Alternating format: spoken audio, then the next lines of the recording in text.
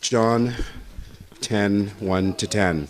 Very truly, I tell you, Pharisees, anyone who does not enter the sheepfold by the gate, but climbs in by some other way, is a thief and a robber. The one who enters by the gate is the shepherd of the sheep. The gatekeeper opens the gate for him, and the sheep listen to his voice. He calls his own sheep by name and leads them out. When he has brought out all his own, he goes on ahead of them, and his sheep follow him because they know his voice. But they will never follow a stranger. In fact, they will run away from him because they do not recognize a stranger's voice.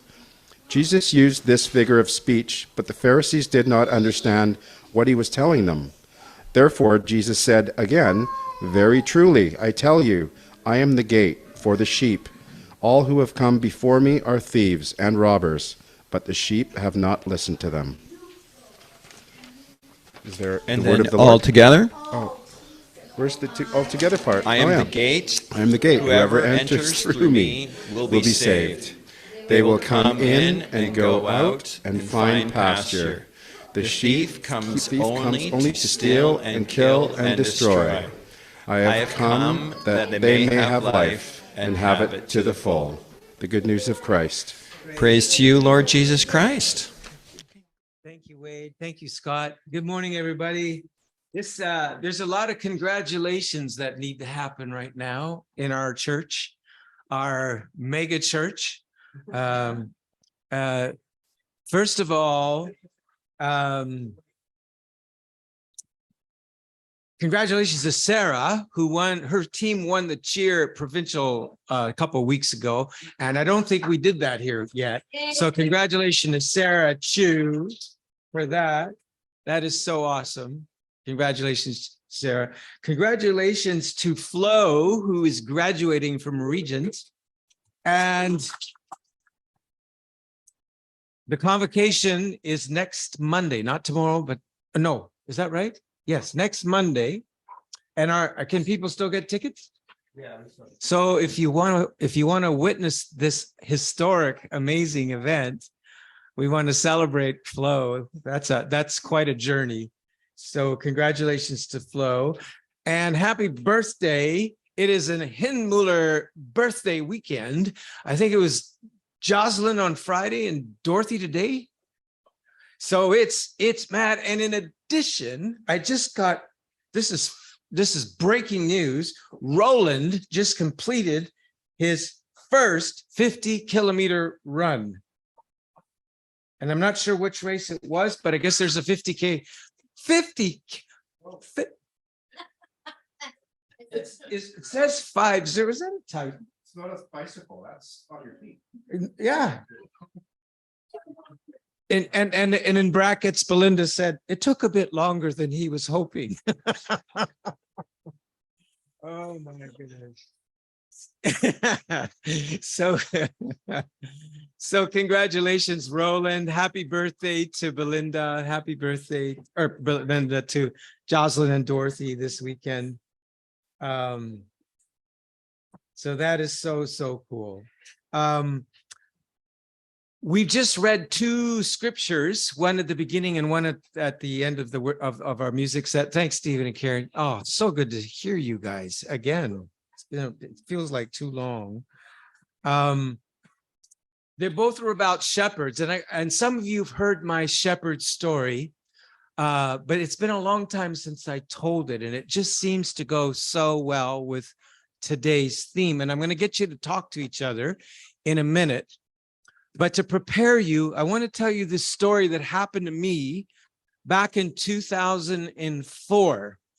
I've had two sabbaticals. A sabbatical is where a pastor takes about 3 months just to do something different. It's a bit of a rest, but it's also, you still do work, but it's replenishing kind of work, reading, research. And Marcus's family from Switzerland made available to us for 3 weeks this Alps cabin. Now, an Alps cabin is only open in the wintertime because it's above the tree line. And of course, it's only open in the summertime because it's above the tree line. And so you can only get there when the snow melts off. And you take this little 1-lane road And you hope you don't bump into anybody, because if you do, somebody's got to back up a long, long way. And so we go take this little, these scissor roads way up to the top of the Alps, and you go there. There's no running water except the kind that you run with like that, and there's no electricity. And we did have a gas stove, and for 3 weeks the Swiss were exchanging bets, saying these Canadians are going to come running out of that Alps cabin and say, "We're done."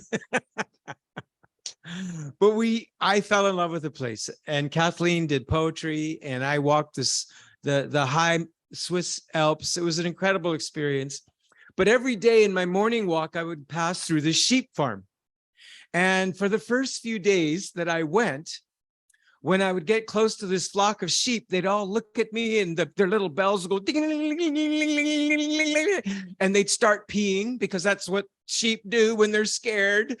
They're peeing, and they're ringing, and they're running, and they're so afraid. And this happened about 3 or 4 times that I was, I'd come, and they just take off in terror and pee everywhere. And so after about 3 or 4 times, it's about to happen again. I'm walking towards the sheep farm. You have in the Swiss mountains, you walk through other people's property all the time, and they have these, ways that you just walk through and continue to enjoy. What happens in the wintertime is that all the animals are brought down, but in the summertime, because there's so much extra pasture, they bring them way up above the tree line, and all this alpine meadows are there. And so we got to know the sheep farmer. He'd sell us shop milk, and it's sheep milk. And we actually developed a taste for that while we were up there. And, but this particular day I'm walking through, and I don't know if it was connected to knowing and talking to him or whatever, but this time the same thing was about to happen. I'm getting close to the sheep, and they're grazing. All of a sudden, their little heads pop up. And there I am, I'm coming, and they're just ready to, to pee and run and ring their bells, and, and just, this came right out of my heart. This was not scripted at all. I stretched my hand to them, and I said, "Don't be afraid." I said, "I am a shepherd from Canada. I will not harm you. Don't be afraid." And they looked at me. And so I just slowly, just gently walked, and they didn't pee. They didn't run. They didn't ring their bells. They just looked, they watched me as I walked through the midst of them. Literally, the trail took me through the midst of where they were grazing. And I just gently passed them, went out the other side of where they were grazing, and just went on my way. But here's the thing. Within about 30 seconds to a minute, I hear all this ding, ling, ling, ling, ling, ling, ling, ling, ling, ling, ling, ling, ling. And I went, "What is going on?" And I turned around, and they were all following me.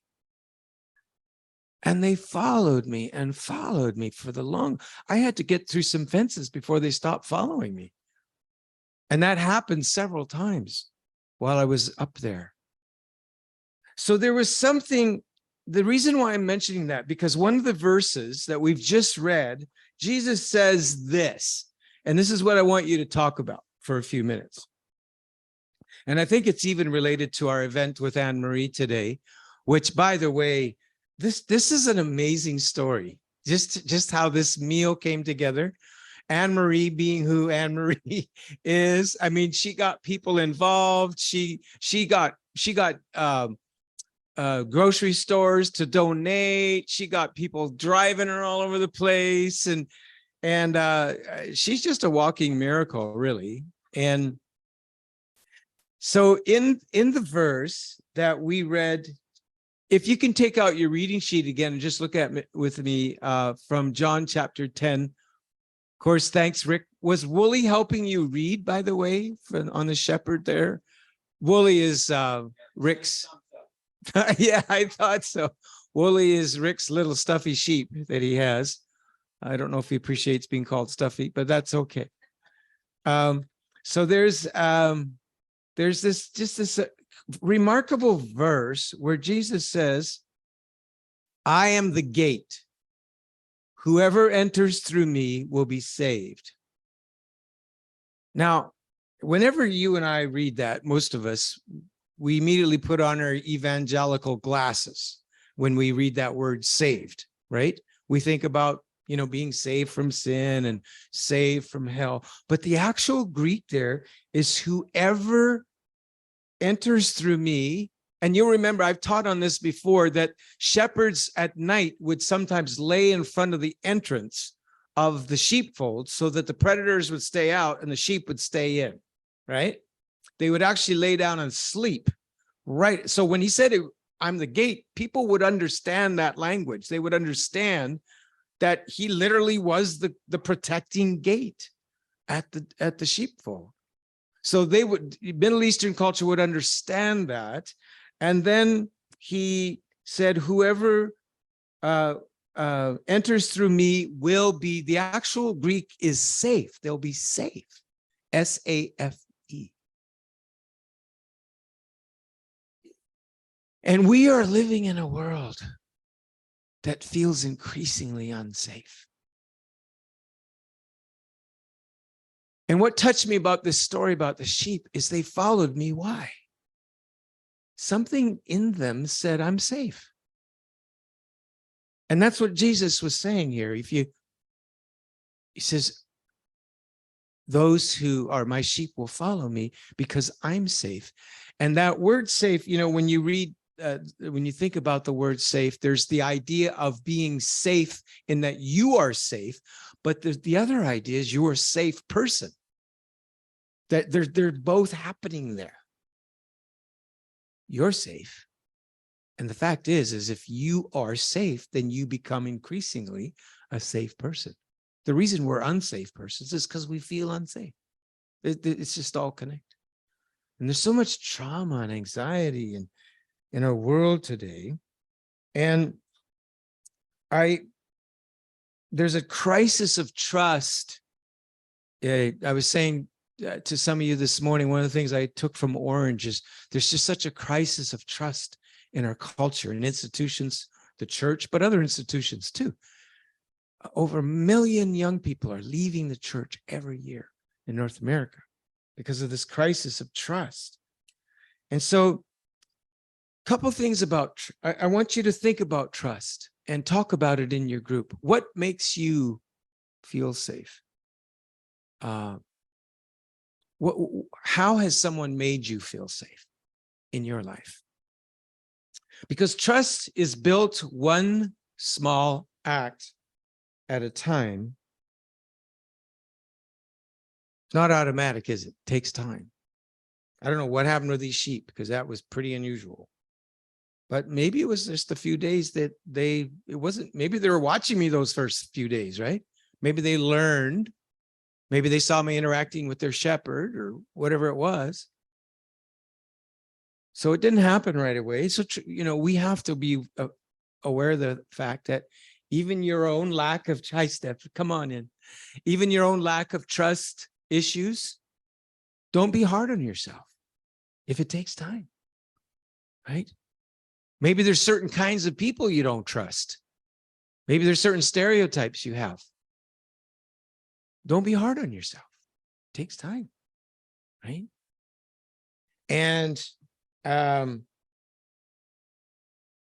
guess this is a scary thing for me as a Christian leader, is that it takes a long time to gain trust, but you can lose trust really fast, right?